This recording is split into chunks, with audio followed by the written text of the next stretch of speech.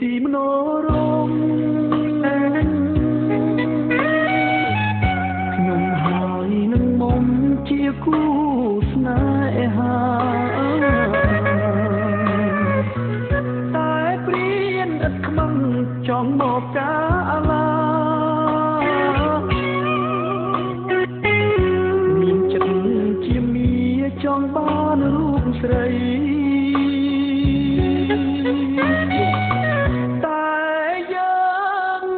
ស្បត់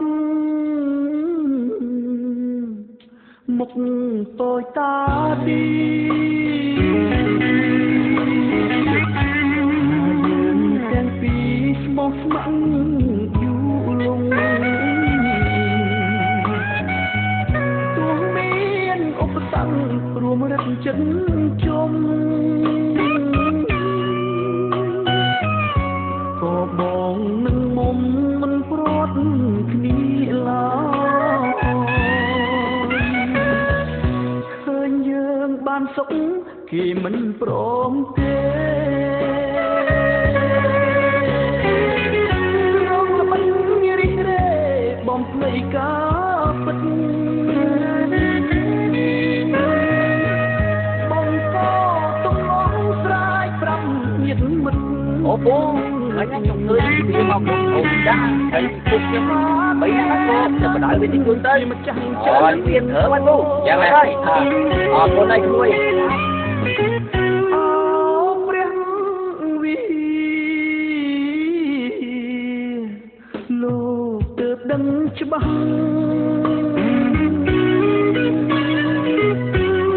ខ្ញុំពុតម្ចាស់នឹងអូនបោផា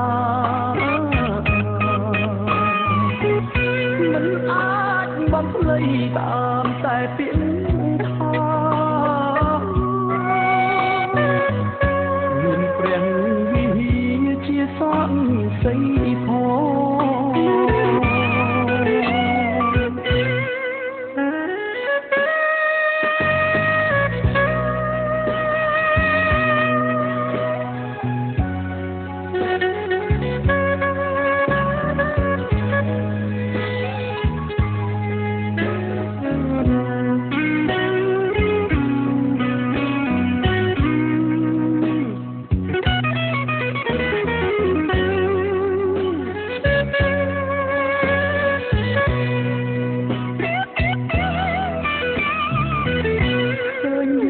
បានសុខគេមិនព្រមទេរងល្បិចរិះរេបំភ្លៃការពិតបងក៏ទុំអងស្រ័យប្រាប់ញាតិមិត្តថាគេទៅពិតជាម្ចាស់ចិត្តអូ